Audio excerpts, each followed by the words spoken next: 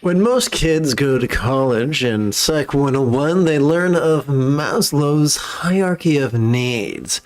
But did you know he also described a path of mastery consisting of 4 stages? One of the many things I love about the galaxy that George built is that it is a font to some compelling metaphors. Consider a youngling. And that's what a wonderful example of unconscious ignorance.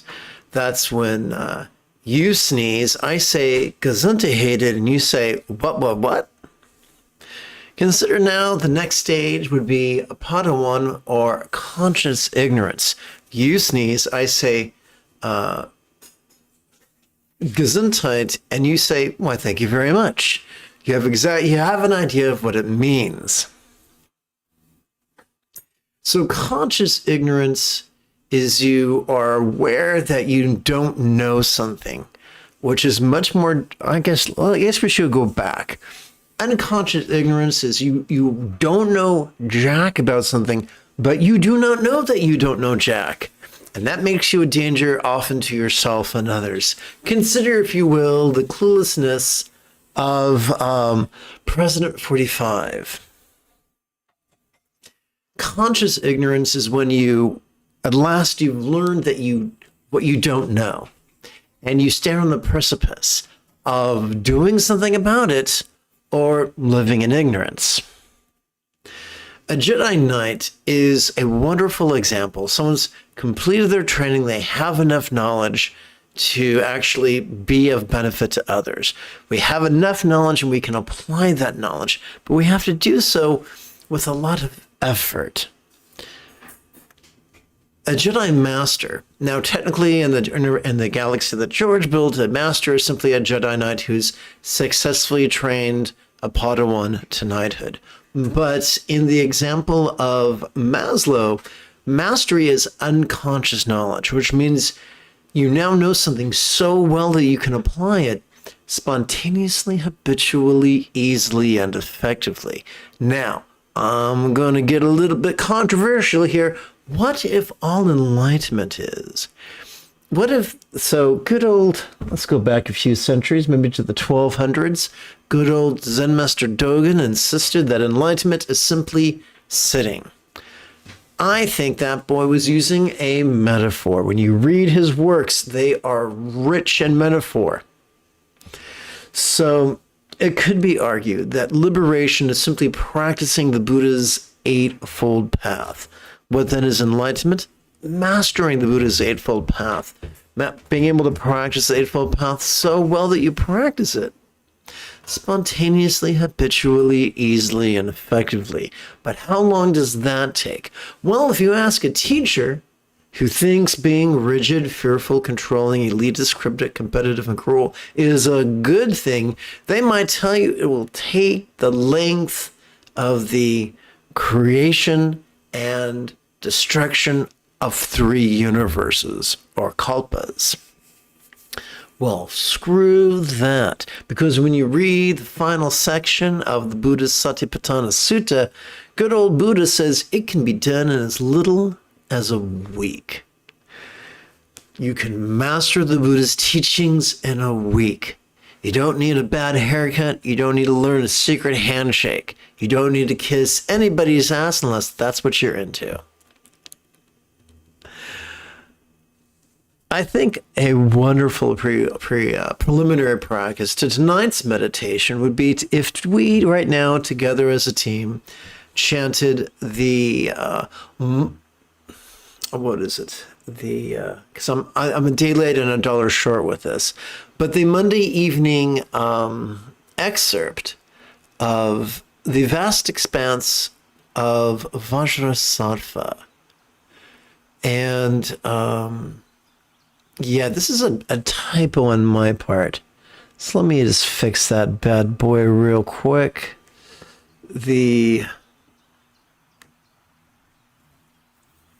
total space. There you go. The total space of Vajrasattva, composed by Gaurav Dorje, edited by the late Chokyal Namkai Norbo, and translated into English from Italian from his student, the Adriano Clemente. I hope I pronounced that correctly.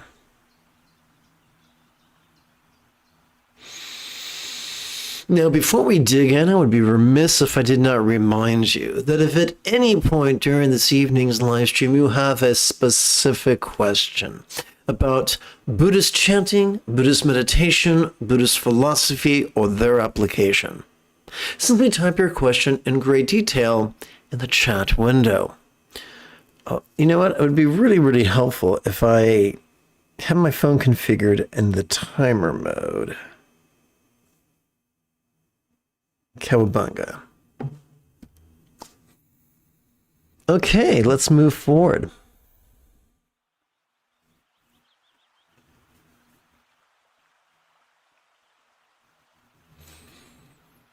Un, deux, trois. Let's hit copy. Excellent. Here we go. Together. The wisdom of greatness is difficult to find. It is realized through prajna and method. The greatness of Ati Yoga flows from Dzogchen, from the method of noticing vulnerably, passively, viscerally, and randomly during each inhalation, and the prajna access during each exhalation by the mental release that seems to surf upon the carrier wave of physical relaxation. Let's continue. Though it could be said to depend on something else, real bliss originates from oneself. Again, our favorite feminist reminds us that our bliss is not dependent upon guru or ritual.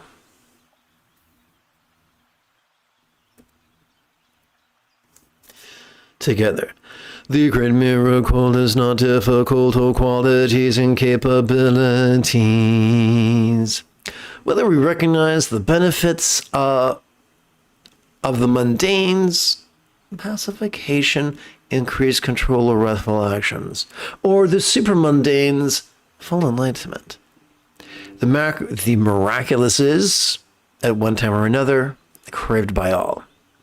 Perhaps the greatest miracle is all one's choices, utterances, and deeds effortlessly and automatically flowing in love's centered spontaneity.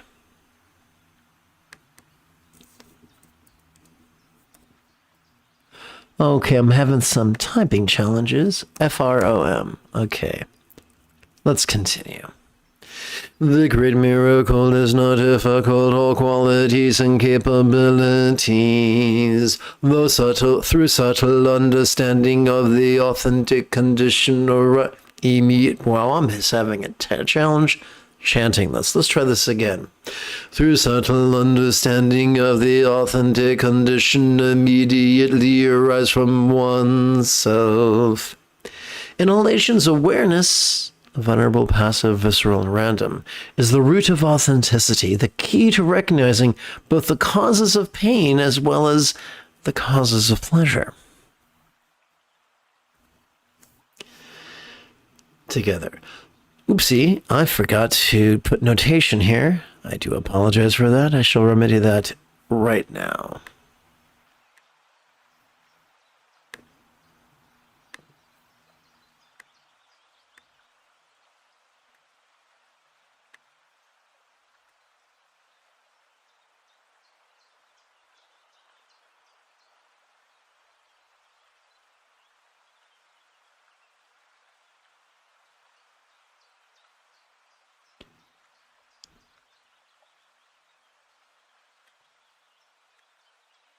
Okay.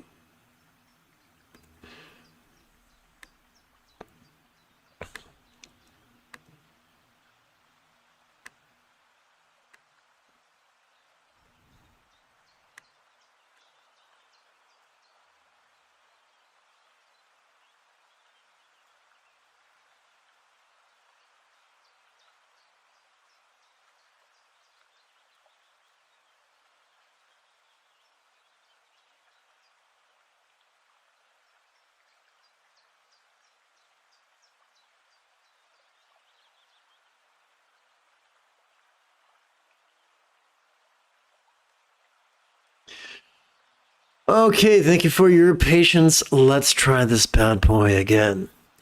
Meditation is relaxing without seeking. In the Dharmata's mastery of awareness and letting go that does not appear visibly. Here in the 7th quatrain, we learn that meditation is comprised of physical relaxation and mental release. If one actively searches either for the Dharmata or for something in it, the natural condition will never manifest. Without vulnerability, passivity, and spontaneity, passive awareness is not passive awareness, but instead degenerates into active concentration, the antidote to happiness and good fortune.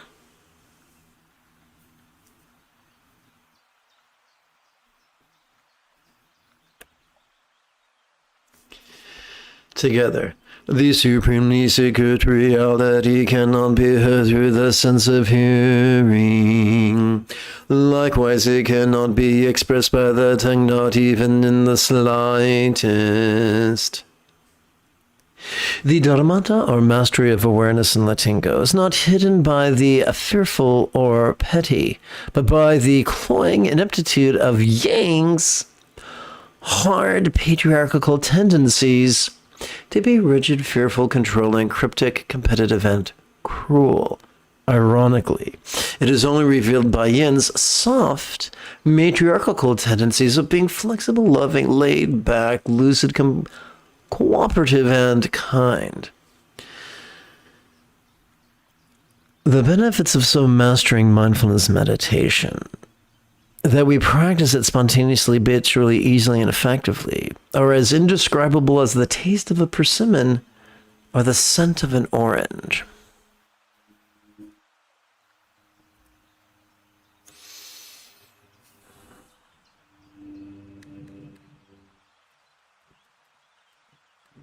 So paste cowabunga. Okay.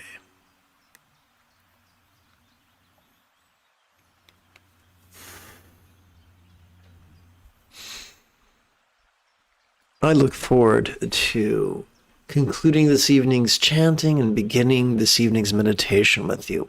We will begin this after less than 1 minute of housekeeping. Oopsie, wrong button. This is Lama Jigme Gyatso of the Buddha Joy Meditation School. I've spent more than half my life studying, practicing, and then reverse engineering every teaching and technique of each school of Buddhism so that I could play the Qui-Gon Jinn to your Obi-Wan Kenobi, that you could quickly and easily become the person that your dong already thinks you are. Welcome to Meditate Like a Jedi, which is made possible due to the generosity of viewers just like you.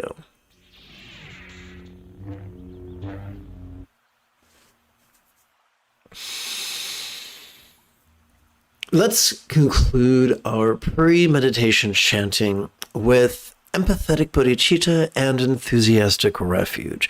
We shall begin by using the triplet chant to recite a more literal version. May I liberate all beings from the tyranny of hating, craving, and clinging by relying on the Buddha's example, instructions, and students. These 3 things are so powerful, so effective, that they've earned the metaphoric nicknames of the 3 wish-fulfilling jewels, which we are going to refer to in the more concise version. Let's chant together using the bookend chant. May I liberate all beings by relying on the 3 jewels. May I liberate all beings by relying on the 3 jewels. May I liberate all beings by relying on the 3 jewels. And at last we get to review the basic meditation instructions. Mindfulness and meditation are known by many names, including Zen, Proto-Zen, Chan, Dhyana, Mahamudra, Mahasandhi, Ati Yoga, Dzogchen, and Triksho.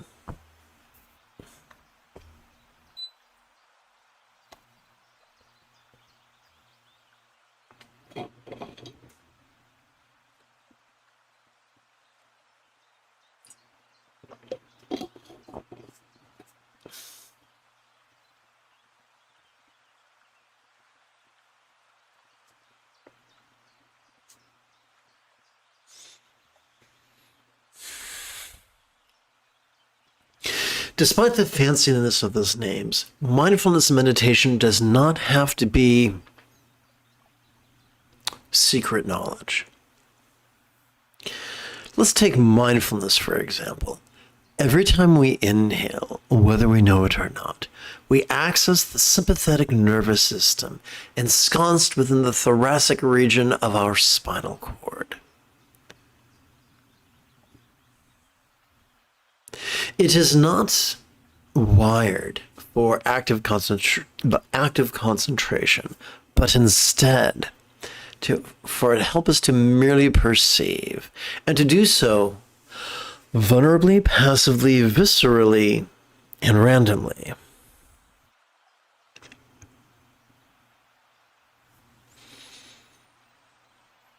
What about meditation? Every time we exhale, whether we know it or not, we access our parasympathetic nervous system ensconced within the bottom of our lumbar spinal cord and the tippy top of our cervical spinal cord. It is wired to help us to both physically relax as well as mentally release. Well, that's cool, but how does it help us to practice mindfulness and meditation? Simple. Consider, if you will, the 12-syllable exercise. As we inhale, we could silently and mentally recite, perceiving this very turbulent play of mind. This is not an affirmation. We're not trying to believe something about the past or about something about the future that is not quite yet accurate. That is profoundly fanciful. We're actually dealing accurately with the present moment in a manner that helps to harmonize our intention with our factory installed settings. What are some, see, a lot of us are told by people, some of them who actually mean well, that we have a monkey mind and that's a bad thing. Says who? Not according to the Buddha. Man, we are wired to have a mind that notices things. Our ancestors who didn't notice things got gobbled up pretty quick. We are the descendants of twitchy bastards who jumped at every sound because, as they said on Game of Thrones, the night is dark and full of terrors. So what are some of the ways that mind is playful? What are some of the antics of mind? Through its organs of perception, mind sees, hears, feels, tastes, smells, and the like. But wait, there's more. Mind also emotes, intends, reasons, recalls, imagines, and occasionally confabulates. Well, what do we do with all that stuff? To answer that, let's review the exhalation. Exhalation is 12-syllable recitation. Relaxing into mind's non-graspable nature. Now, is it our job to superstitiously and rigidly believe that mind is literally non-graspable? No. Is it our job to pseudo-intellectually try to prove beyond a shadow of a doubt the mind actually is literally non-graspable? No, not at all. Back in 4th grade, we should have been taught that not all statements are literal. There are figures of speech. Every time we relax into our exhalation, whatever we noticed during our previous inhalation could now feel as if it was as non-graspable as a vast empty void. It could feel as if it was as non-graspable as the illusion of the infinite azure sky on a bright and beautiful cloudless morn, which, although could be tantalizing to the eye, is most certainly intangible to the hand. And there you have it. Emptiness demystified. Together as a team, let us now meditate as transformatively as Obi-Wan Kenobi upon the toasty sands of Tatooine under the guidance of the Force Ghost of Qui-Gon Jinn.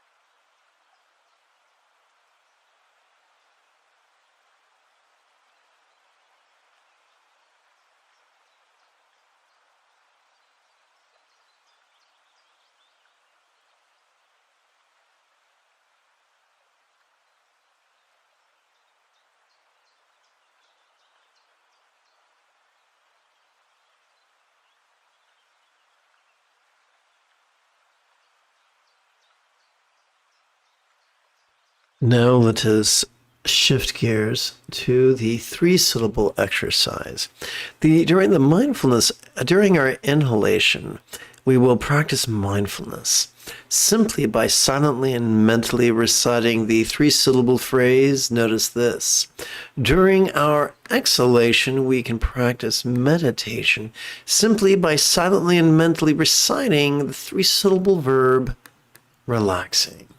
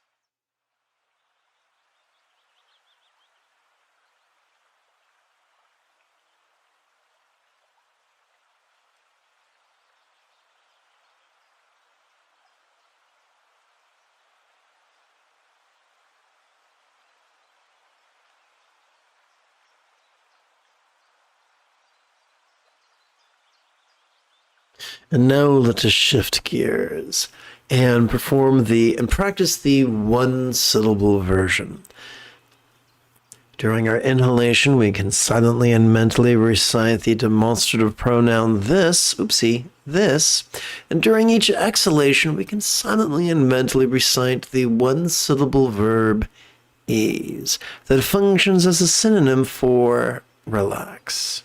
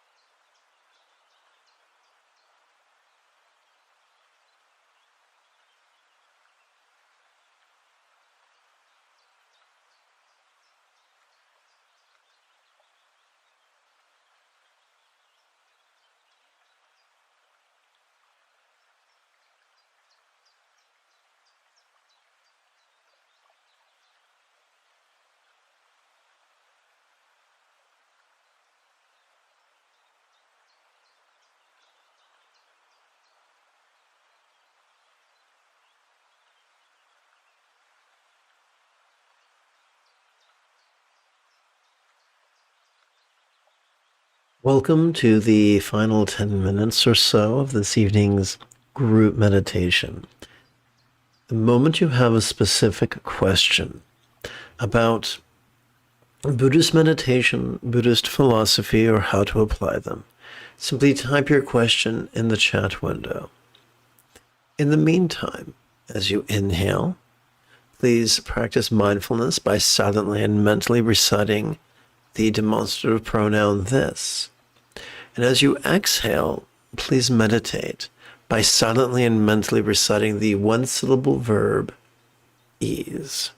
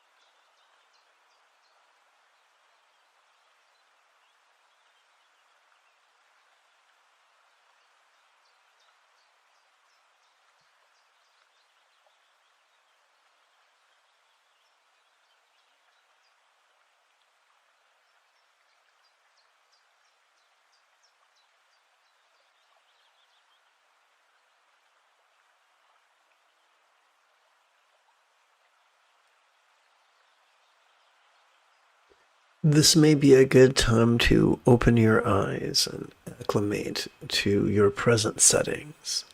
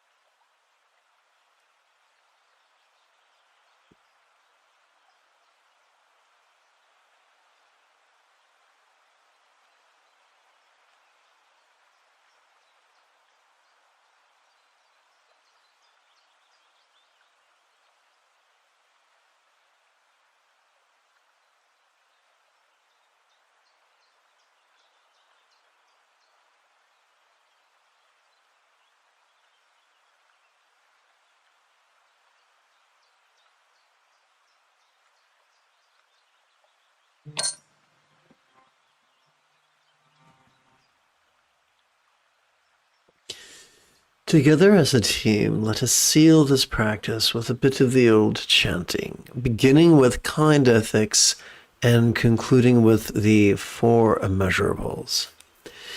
May all beings practice of kind communication, conduct, and calmness flow spontaneous and uncontrived. May everyone be free from misery, may everyone be happy. May no one be separated from the happiness. May everyone have balance from the tyranny of hating, craving, and clinging freed. If you feel that I have earned it, you could give this live stream a thumbs up. You could even help support this channel on Patreon.